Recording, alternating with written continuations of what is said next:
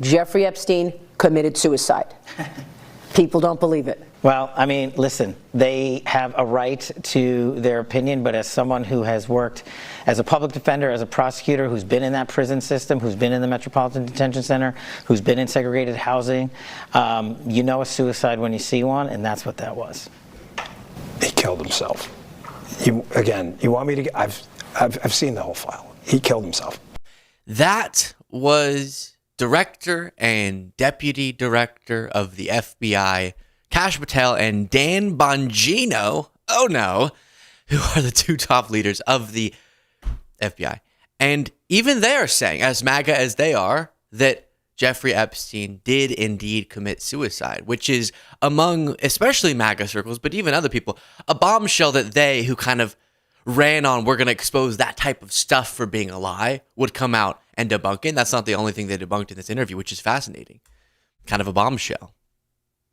Welcome, everybody, to this morning broadcast. I hope you're doing absolutely wonderful. It's Monday. Got to be honest, kind of missed you. I missed you over the weekend. I hope you missed me too, but if not, that's okay. At least we're here now. And I hope you had a wonderful weekend, and we have so much to talk about today. Let's dive back into this interview on the Epstein piece.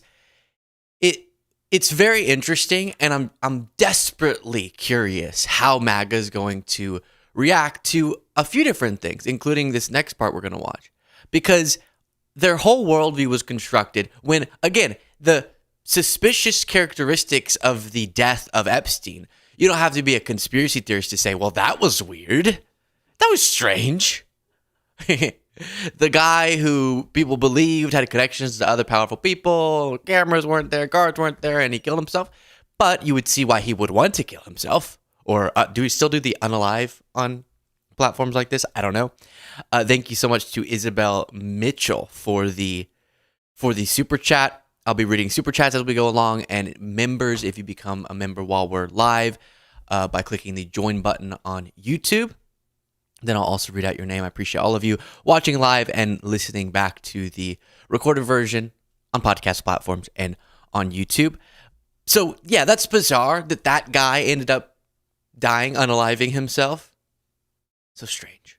That word. I find it strange. But it may have just been the case. Crazy things happen. Sometimes even that.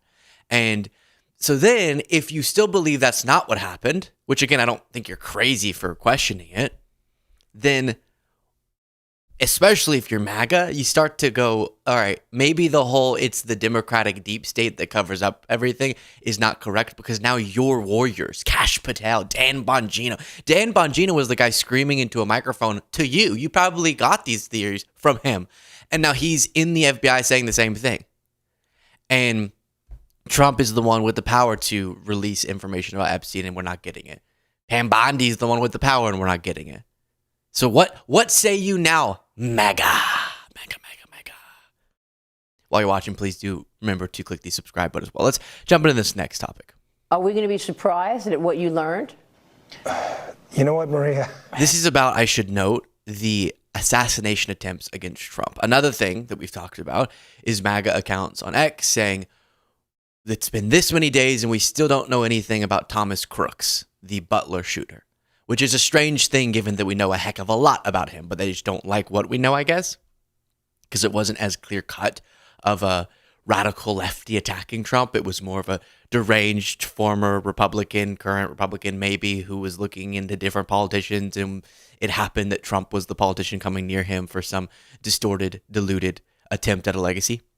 But those details they don't like, or us learning about his obsession with guns and all that. So then they say we don't know anything about him. But regardless, they want a conspiracy. They want to believe there was connections, that Thomas Crooks really was just a warrior of the cause and Joe Biden directed him or something. And again, even to their credit, the FBI director and the deputy director are saying, I'm sorry, there's no bombshell there. Are we going to be surprised at what you learned? You know what, Maria? Kash is not kidding. We've been personally briefed extensively on every single detail, nugget, tendril of this case. One is actively in court right now, so out of respect for the case, it's probably more appropriate that I stay quiet on that. However, I'm not going to tell people what they want to hear. I'm going to tell you the truth, and whether you like it or not is up to you. If there was a big explosive there, right? Given my history as a Secret Service agent and my personal friendship as a director does with the president, give me one logical, sensible reason we would not have. If you can think of one, there isn't. There in some of these cases, the there you're looking for is not there. And I know people, I get it. I understand. It's not there. If it was there, we would have told you. I have to say, it really soothes me that these are the director and deputy director of the FBI. That was a jumbled mess, Dan. Didn't you talk for a living? What are you doing? Dan Bongino. Michael said, sending you love and support from Austin, San Marcos, and Wimberley. Thank you so much. Twilight Print said, never cared about politics until Trump's second campaign, started watching your channel, and I have a better understanding of what's going on. Thank you. That's amazing. And Edgar said, Trump will never release the Epstein files. Yeah, we'll see. But I tend to agree with you. And I keep coming back to this. MAGA's whole thing, what fueled them was that there were all these conspiracies by the sort of Democratic-leaning deep state covering up all the things that are really happening.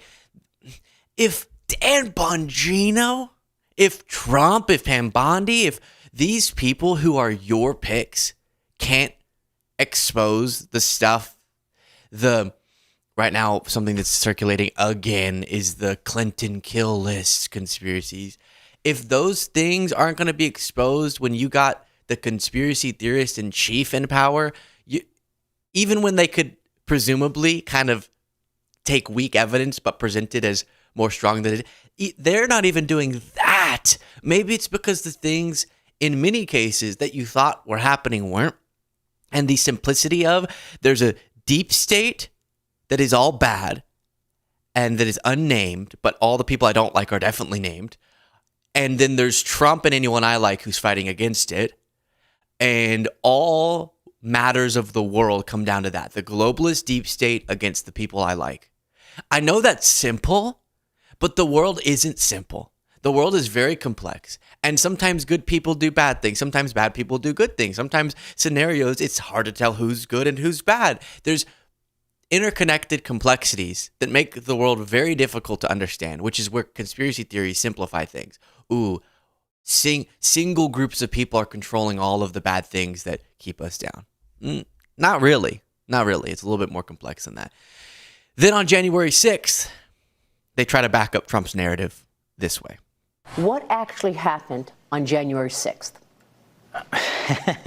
So there is, as it seems that I find myself in a similar situation as Russiagate. Because on January 6th, in the prior Trump administration, I was the chief of staff to the Department of Defense. And I spent 4 years and a minor fortune litigating the truth because people politicized what actually happened on January 6th. And we now know unequivocally that President Trump lawfully authorized the deployment of National Guard, and me as the head of the Office of Secretary of Defense, with the Secretary of Defense, took that action. When it finally came in, because it had to have the governor and mayor of D.C.'s approval on it. That's the way the law works. And once it finally came in on January 6th, remember, we offered to them days beforehand, and they rejected it. And we've put out the letters, and your show has done great coverage showing how it was rejected. We mobilized the fastest cold start in Washington, D.C. since World War II, and the largest occupation of D.C. by the National Guard since the American Revolution. That's what happened on January 6th. But what you and your viewers want to know, now that we've beat back that disinformation campaign with actual truth, is what was the FBI doing? Well, we got answers coming. We just found a trove of information, and it's on its way to Capitol Hill right now. And they've asked, and they're getting them, and you're getting answers on January 6th. You're getting answers on what sourcing was utilized, what money was utilized, how many assets were utilized, who made those decisions. You're getting it. We can only control the FBI, but you're getting it from the FBI. Were there FBI agents undercover egging people on? Why'd she ask it like that? That was weird. It kind of looked like they messed up the first take and she went, wait, go back. Okay, ready? Were there FBI agents in the crowd egging people on? Were there? A bad actress. Who made those decisions? You're getting it. We can only control the FBI, but you're getting it from the FBI. You're getting it. You're going to get it from Kash Patel. Were there FBI agents undercover egging people on?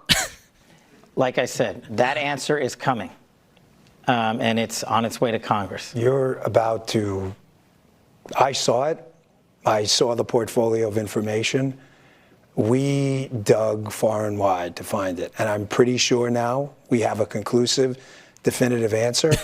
But you and the... I'm pretty sure we have a definitive answer that you need some more powder on your forehead, sir. Okay, a little shiny. I love that. I am pretty sure that we're 100% certain. Oh, are you? Wow.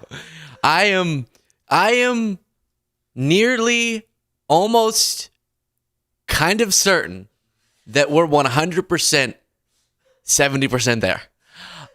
So here's the deal. They do this whole, what if we find that FBI agents were in the crowd? I hope members of law enforcement embedded themselves, as they're supposed to do, into hot zones where conflict could break out. That would be fine. Yeah, if you had proof they were trying to stoke it, that would be bad. If they were, coercing people. But do you know what's interesting? How would they have even choreographed that, knowing that they don't need to stoke anything? Because Trump was going to stoke the crowd like crazy. And that's the part that bothers me. We've talked about the distortions and the lies surrounding National Guard and all of this so many times before. It's a little bit nauseating, but let's go back a little bit. All of this is trying to obfuscate from the fact that Trump is to blame for what happened, obviously. And so let's say that Trump was going, I want the National Guard, probably because he wanted himself to be protected and show force and all that, whatever. But let's say he wanted it around his speech, not the Capitol. Why on earth would anyone have believed the Capitol would have needed 10,000 National Guard troops? Like, I don't believe their claim on that, but no one could have known Trump was going to do what he did and prompt an insurrection, right? So they missed that little note. They act like it was an inevitability that an assault was coming on the Capitol. No, it was not. Now, in retrospect, I wish we had done more to protect the Capitol, obviously, but no president ever had done what Trump was about to do. So it makes sense that wasn't taken as seriously as in retrospect it would have made sense to take it.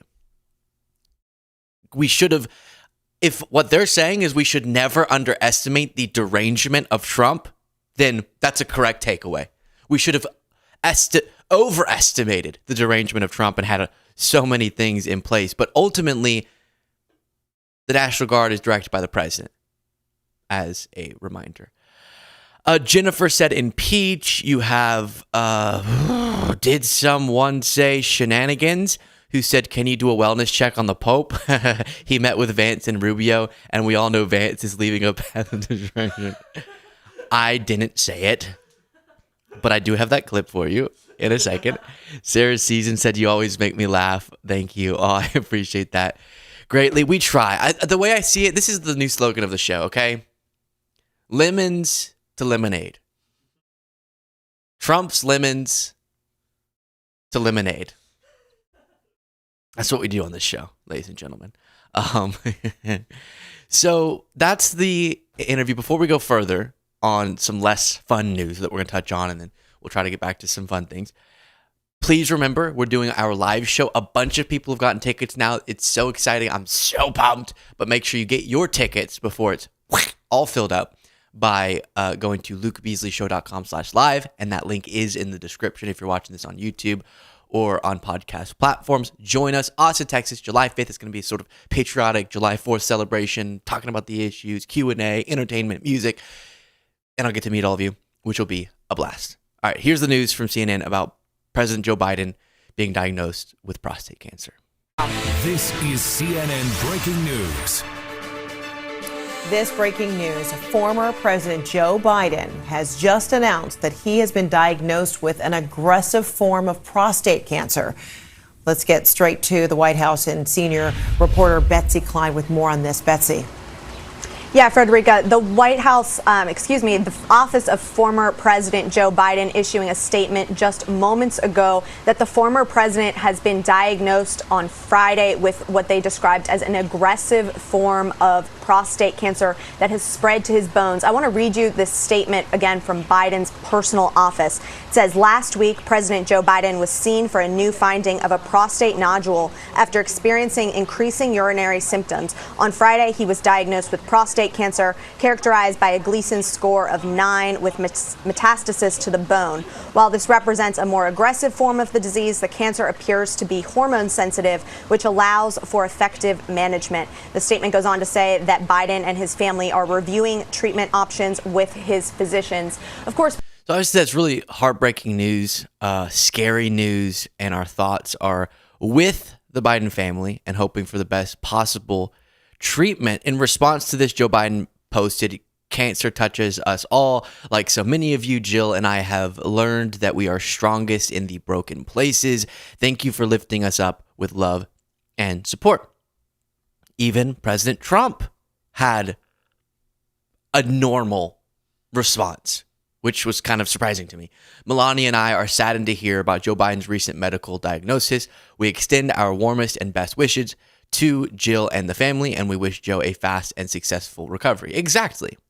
I'm really happy that a staffer was able to write that for him. I am. I'm serious. There was no weird capitalization, so we know that he didn't write it. But I appreciate that he posted it, or that someone did. I do.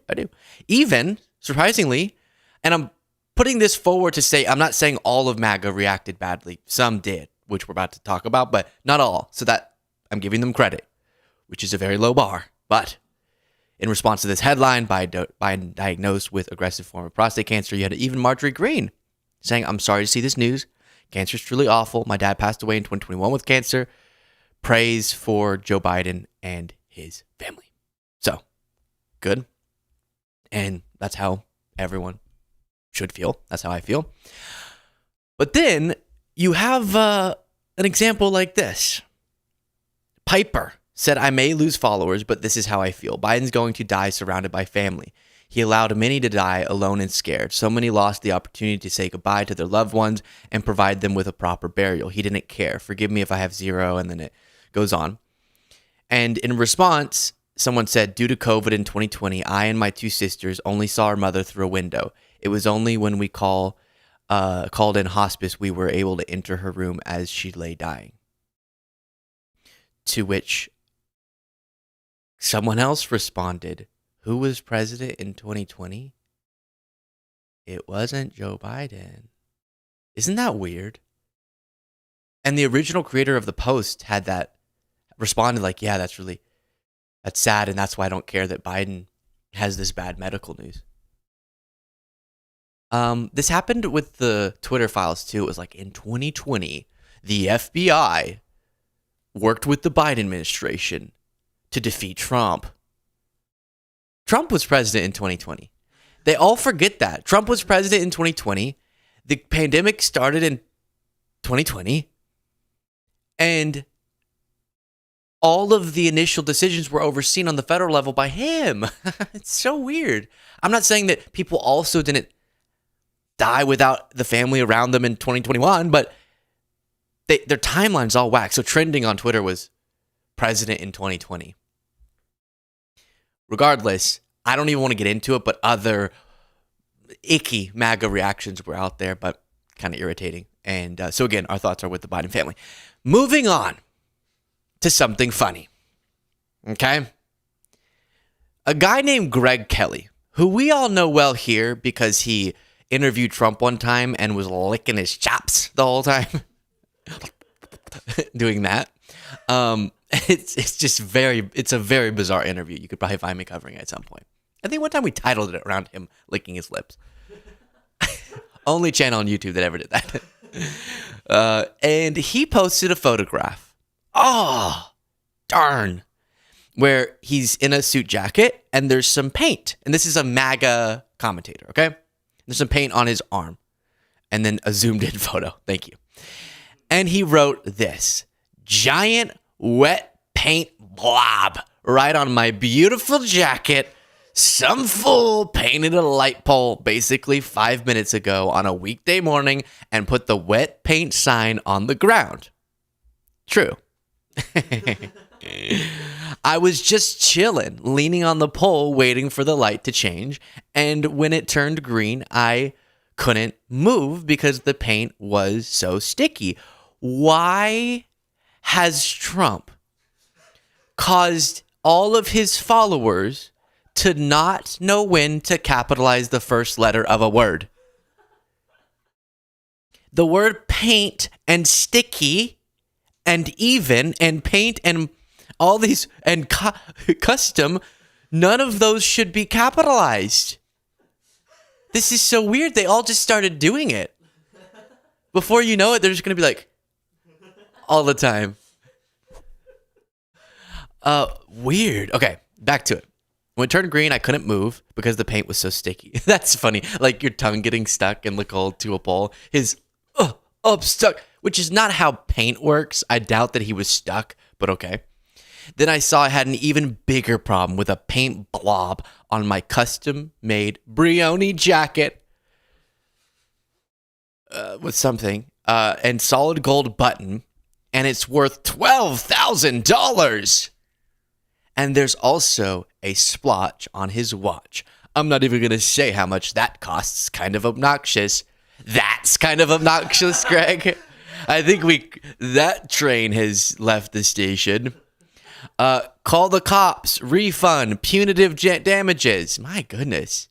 So this is Greg. This is Greg. And you can see, oh my goodness. Wow, that was weird. You can see this jacket is $12,000. I'm sure he makes good money, but why do you need a $12,000 jacket? I don't even know. I don't even know. Why do you need a $12,000 jacket? I'm not saying I'm happy that your jacket got destroyed. I just find myself joyful about it. Does that? Oh, wait, that doesn't sound right. Let's see. I'm not saying I'm taking pleasure in the fact that you wasted your $12,000 jacket. I'm just saying when I saw this story, I smiled. That doesn't sound right either. I'm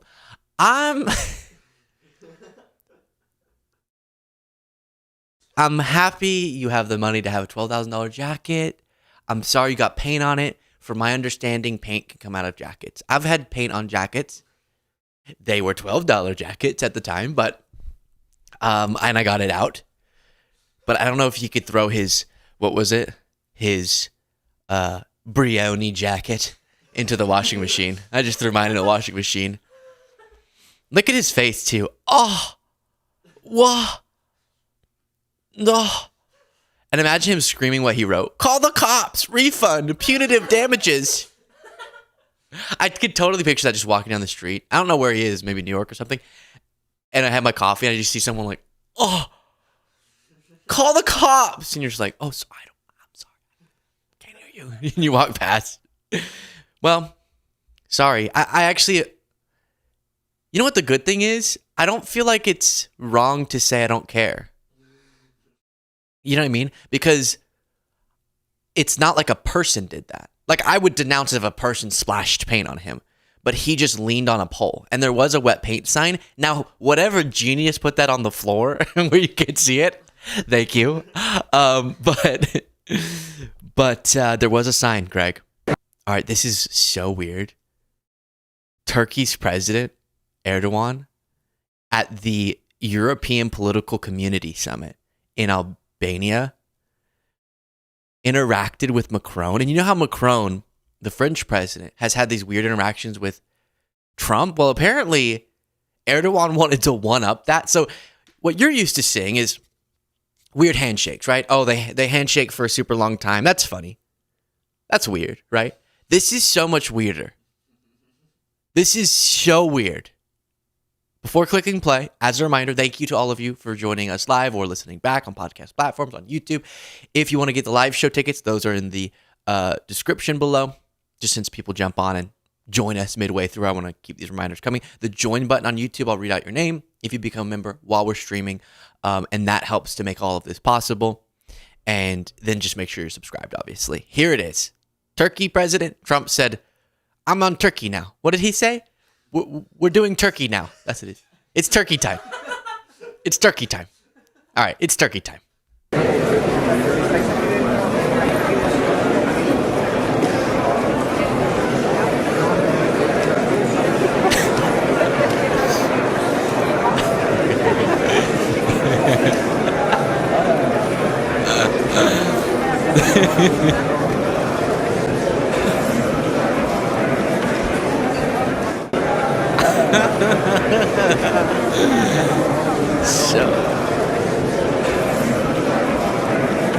So let me explain.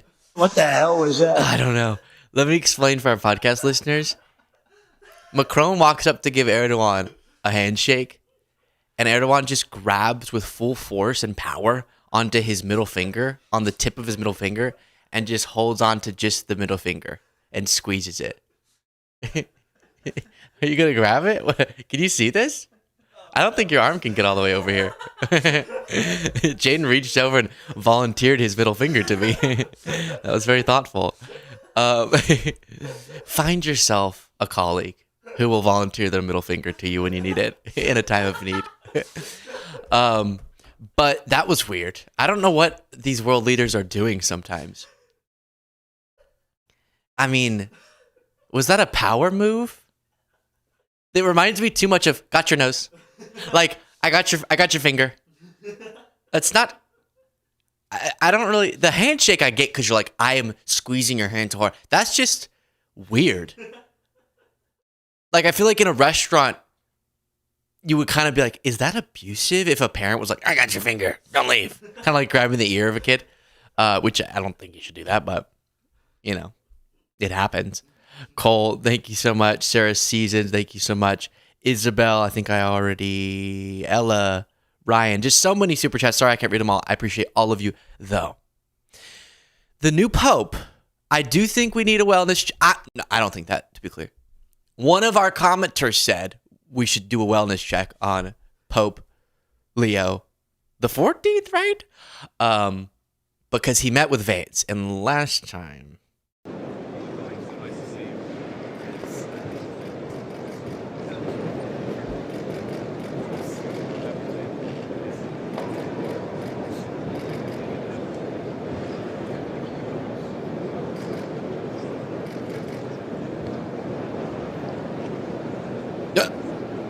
You know, if I were the Pope, which I wouldn't be, I don't think that's going to happen. I don't know for sure, never say never, but I don't think that's in my future. But if I do, by some miracle, become the Pope, and if for some reason JD Vance is still doing things, that's about how long I would want to talk to him as well. Because that was quick. I love how it's like, all right, that's enough, JD.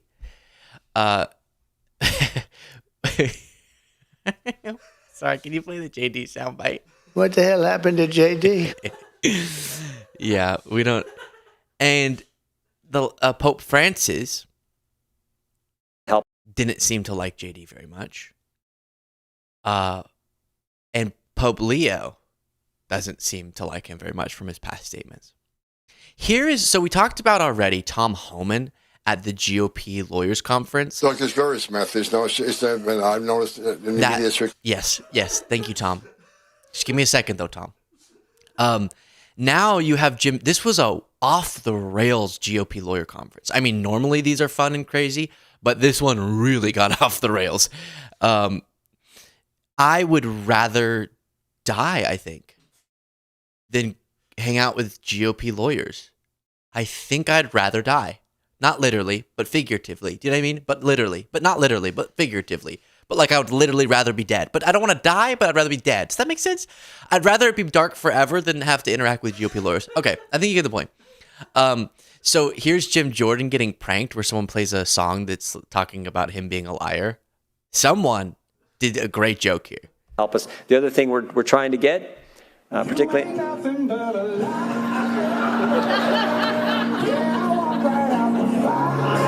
Maybe that's telling me.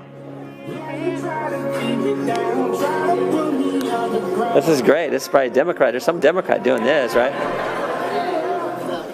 So it's been good. Yeah, it's been good. Look, he's grabbing his own finger like Erdogan was grabbing Macron's finger. That's funny.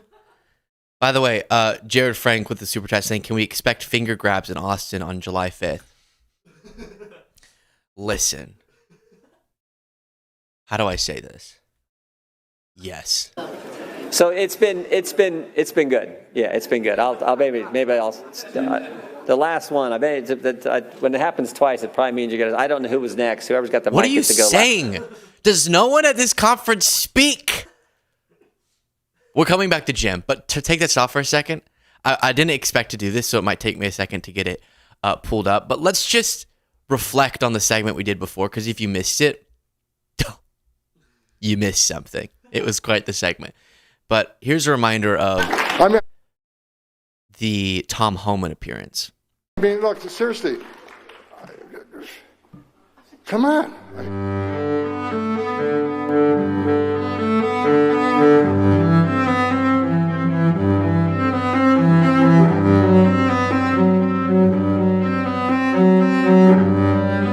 Someone said you can't insult her. Yeah. So for podcast listeners, just picture Tom Homan, but try not to too long. You might get nauseous. And then imagine a big boy glop of spit coming out. And now I'll actually show you the clip without the editing that Cole so brilliantly put together here. Until then, I'll keep chugging away. You got my word. Media can hate me all they want. Me and AOC are pretty tight, regardless of what you say. Do you see? Oh my gosh. He's funny. He's doing humor. I didn't know you did humor, Tom. He's doing humor. Oh gosh. Because do you get it? There's this thing, sarcasm, where he's saying something, but he means the opposite of it. Oh my gosh, Tom. Wait, let me listen again. That was good. Me and AOC are pretty tight, regardless of what you say. I get it. I'm in on the joke. I get it. Moron. I mean, look, seriously. Come on. I mean, someone said you can't insult her. Someone said you can't insult her. I said, why not? He meant to say insult. Is an insult, is it true? Yeah, there we go. AOC, she talks about me a lot. I guess I'm on her mind. That's cool. But I get to live in her mind rent free. That's kind of cool every morning. Every morning I wake up, make my coffee, and I go, I'm in AOC's brain. But the men and women at ICE and Border Patrol she attacks every day done more to protect her community than she has. ICE is literally taking thousands off the street in New York. Jane just sent this chat. I don't know what this means. Let me see. Could I get your glasses? Do you have your glasses? I can't read this. These aren't my prescription, but maybe this will clarify it. Let me see. Ow. Oh my gosh. Oh, I can't see with those actually. Let me see. Someone said, Johnny said something. I don't know. I guess was this in reference to the spit or is something hawk to I don't know what that is, but thank you for the comment. I appreciate it. Cole, you can take your glasses back. Your head is down on your desk. I don't know what that, I'm just confused. I don't know why you just sent me random syllables. That's just bizarre. Sometimes Jaden's good, but sometimes he misses the mark. So I don't know exactly why he's doing that one, but we charge forward, don't we? So that was Tom's speaking abilities. Here's Jim's. It's been good. Yeah, it's been good. I'll maybe I'll. The last one, I bet when it happens twice, it probably means you're gonna. I don't know who was next. Whoever's got the mic gets to go last. Not a single complete sentence. 10 seconds, not one complete sentence. Who's got the microphone? Or the gentleman up front gets it. All right. Nice. That's fun.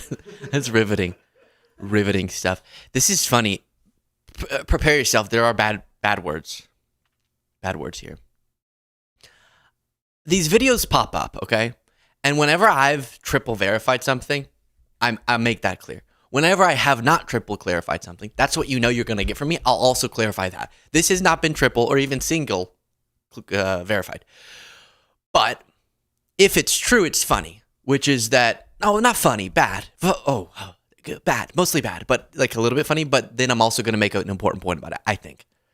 Supposedly a professor was filmed melting down and just quitting because his students showed him that AI was doing all their work for them, which I feel so bad for this teacher. But the way that he decided to end it was notable.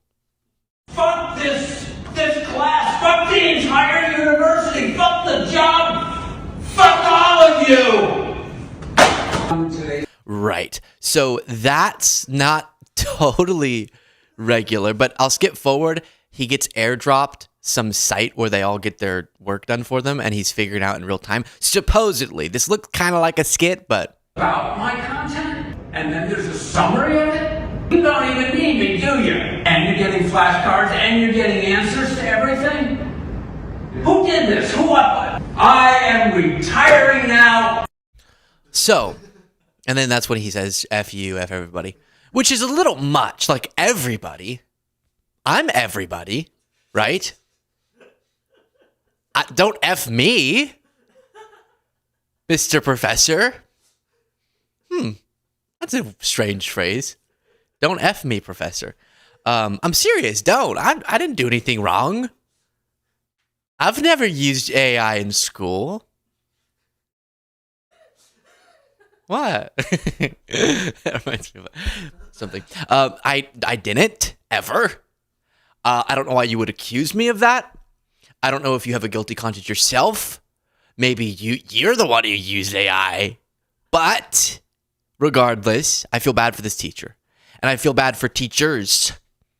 Because right now, AI is probably making it so difficult to know if the work is theirs. And not to help people who are younger in my audience, but or older and going back to school. Hell yeah, get it. But they have like AI things and then un-AIify, right? Like you un-AI it, so then it's not detectable. But it's a crazy world out there, and I feel bad. So then students who wouldn't be doing that are kind of getting punished because then they have to go in, like the last philosophy class I took way back when, long time ago. It definitely wasn't within this calendar year. Long time ago. Not this calendar year. Calendar year before that. But you had to write it sitting there with him.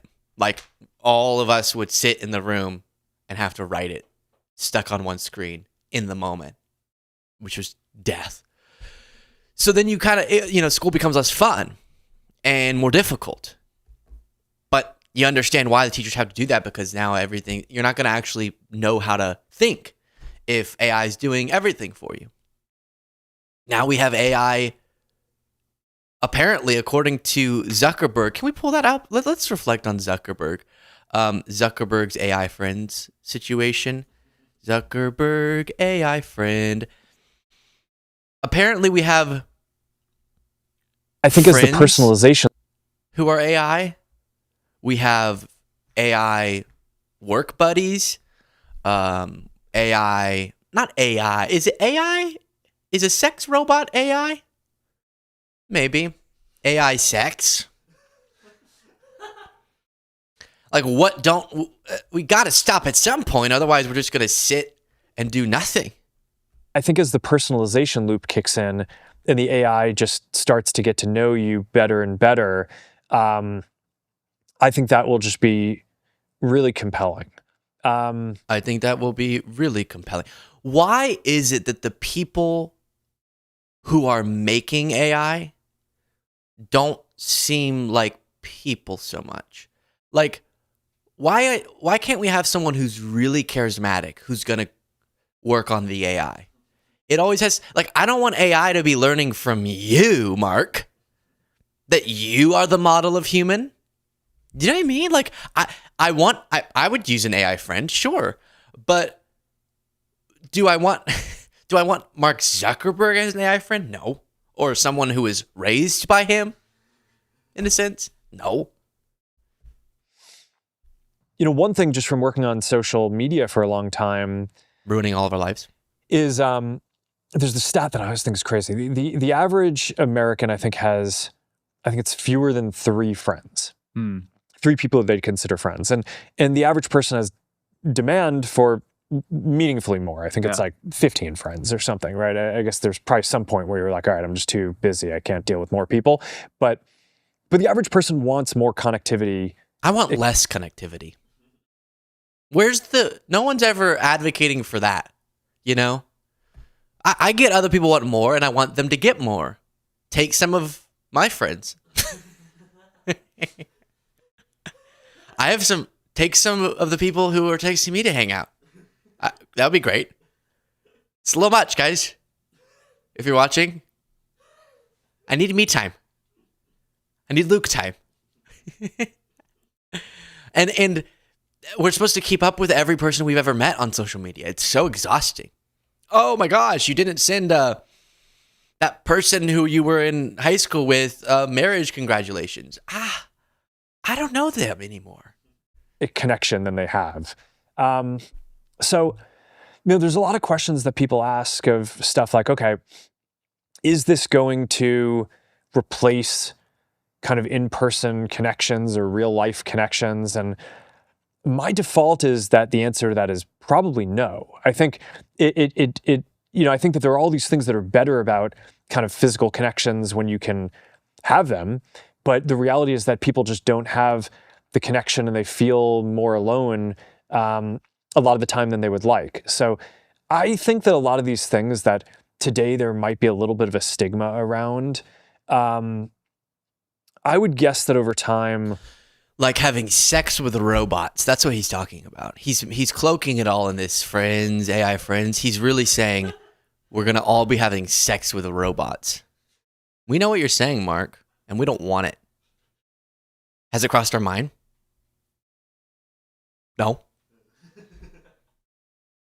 But we don't want it. Because listen, there's a lot of things that AI does for us that I think is cool. But the second we start having sex with it, I think it's going to be bad. I did some research and that's my conclusion. I think it's going to yield bad, outcome bad, because we need each other, I think, as a fundamental truth. I think humans, I don't know everything. I don't know the meaning of life. And if I did, I wouldn't tell you. I don't know for sure. But I do think a part of it is connecting with one another. Actually, human to human. Not just sex, okay, but just like as humans, socially, friendship, relationships. And the most amount of fulfillment in life comes from some human connection. So, if people can start, as one example, filling that void by filling a robot's void, then we're going to be all wrong all of a sudden, right? Something's going to be, I don't think we're going to be able to achieve fulfillment because we need each other. And we're getting all of these ways to interact with each other, but not connect with each other, right? On social media, you're constantly technically interacting, but you're not really connecting. And once the sex robots become mainstream, it's over. What's going to be the motivation for like an incel to go find love? Nothing.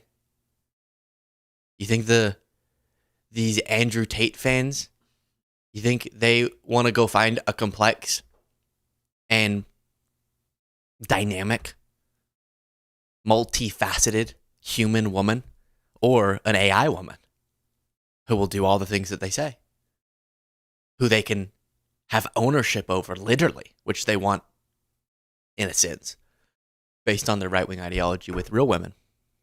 I'm just saying, we got to be careful. So I do feel bad for that professor, is my point in all of that. 10 minutes later, I feel bad for him. And I get why this was his reaction. Fuck this class. Fuck the entire university. Fuck the job. Fuck all of you. Oh, he didn't say F you to me, actually. To all of you. Okay, I'm fine with that. Yeah.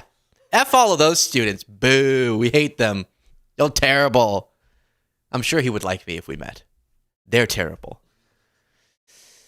Because I feel like the times where I dabbled in getting support from AI, it was very moral, right? It was still my creative thought that was fueling it, you know? All right, Rand Paul on ABC is saying some basic truths that are now controversial. So is a trade deficit subsidizing Canada? No, they're really not related at all. What happens if we trade with another country because they have less expensive goods is we become richer. You also have more money that you can spend. So let's say you're an average American, you shop at Walmart. You save about $4,000 or $5,000 a year because you're able to purchase goods that are imported from other countries. What do you do with that? I don't know. Maybe you go to Disney World. Maybe you go to Dollywood. You know, you spend a lot of it in America. Dollywood. Did you take that down? Is that Dolly Parton? Dollywood.